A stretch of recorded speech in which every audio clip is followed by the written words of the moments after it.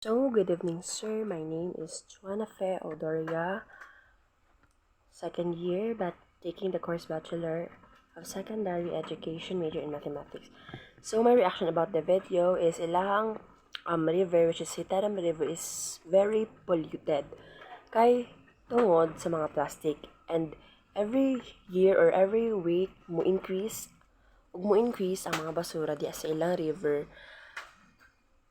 that can cause sa mga resident og lain-lain nga mga sakit.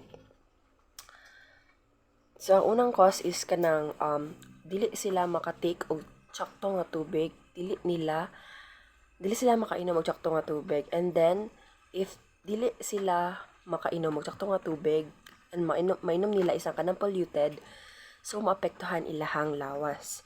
Like katong sa bahay nga gi-interview, iyang anak is naay sakit sa liver.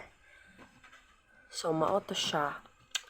So, swerte kay, diri sa Philippines, swerte kay ta, kaya ato adring anyong tubig is, yes, polluted siya, but dili as in kaayo, jud. Itong ilaha is, grabe na jud kaayo. So, we are blessed. Yes, thank you.